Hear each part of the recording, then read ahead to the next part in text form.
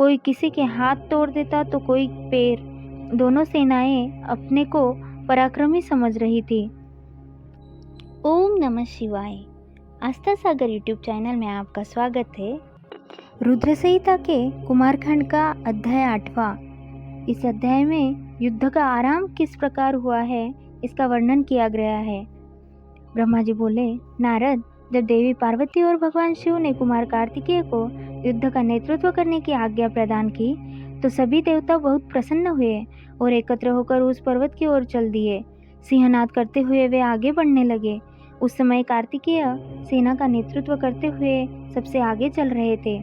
सब देवता मन में ही यही सोच रहे थे कि अब उन्हें तारकासुर नाम की मुसीबत से छुटकारा मिल जाएगा। जब तारकासुर को इस बात का पता चला कि देवताओं ने युद्ध की तैयारी पूरी कर ली है तो तारकासुर ने भी तुरंत युद्ध की घोषणा कर दी। अपनी विशाल चतुरंगिनी सेना को लेकर तारक भी सिंहनाद करता हुआ देवताओं की ओर बढ़ने लगा। राक्षसों की सेना देखकर एक पल के लिए देवता घबरा गए। उसी समय आकाशवाणी हुई, हे देवगणों, तुम लोग भगवान शिव के पुत्र कार्तिकेय के नेतृत्व में युद्ध करने जा रहे हो, इसलिए तुम जरूर जीतोगे। तारकासुर कार्तिकेय के हाथों अवश्य मारा जाएगा। उस आकाशवाणी को सुनकर सभी देवताओं का उत्साह बढ़ गया और उनका डर दूर हो गया। उस समय दुदुम्बी और अनेक प्रकार के बाजों की ध्वनि आकाश में गूंजने लगी। तब देवता और राक्षस युद्ध करने के लिए पृथ्वी और सागर के संगम पर पहुंचे। दोनों पक्षों में बड़ा भयानक युद्ध छिड़ गया। युद्ध की भयंकर गर्जना से पृथ्वी भी डोलने लगी। देवताओं की सेना का नेतृत्व शिवपुत्र कार्तिकेय कर रहे थे। उनके पीछे पीछे देवराज इंद्र सहित देवताओं की विशाल सेना थी। कार्तिकेय उस समय इंद्रदेव के ऐरावत हाथी पर विराजमान थे। तब उन्होंने उस हाथी को छोड़ दिया और रत्नों से जड़े हुए यान पर बैठ गए। उस सुंदर विमान पर प्रचेता ने सुंदर शस्त्र रखा। उस सुंदर विमान में बैठकर कार्तिकेय बहुत निराले और शोभा संपन्न लग रहे थे। उसी समय देवताओं और असुरों में भयंकर युद्ध प्रारंभ हो गया। पृथ्वी कांपने लगी और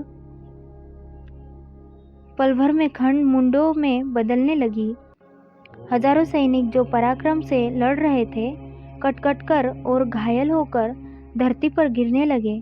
चारों तरफ खून की नदियां बहने लगी थी। ऐसा भयानक दृश्य देखकर बहुत से भूत प्रेत और गिदड़ गिदड़ी उस मांस को खाने और खून पीने के लिए वहां आ गए। तभी महाबली तारकासुर ने विशाल सेना सहित देवताओं पर आक्रमण किया। देवराज इंद्र सहित अनेक देवताओं ने उसे रोकने का बहुत प्रयत्न किया परंतु असफल रहे और तारकासुर भयानक गर्जना करता हुआ आगे बढ़ता गया। चारों ओर भयानक शोर मचा हुआ था। आक्रमण करते समय सैनिक बड़े जोर जोर से अपने मुंह से आवाज निकालते हुए आगे बढ़ रहे थे। देवताओं और राक्षसों का युद्ध बड़ा विभत्स रूप ले चुका था। वह भारी कोलाहल मचा हुआ था।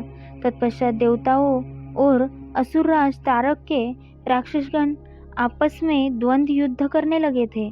एक दूसरे को मारकर वे अपने को बहुत बलशाली समझ रहे थे। वे पूरे बल के साथ एक दूसरे पर प्रहार करते। कोई किसी के हाथ तोड़ देता तो कोई पैर। दोनों सेनाएं अपने को पराक्रमी समझ रही थी। अध्याय 8वां समाप्त। इस आगे की कथा अगले अध्याय में सुनेंगे। ओम नमः शिवाय।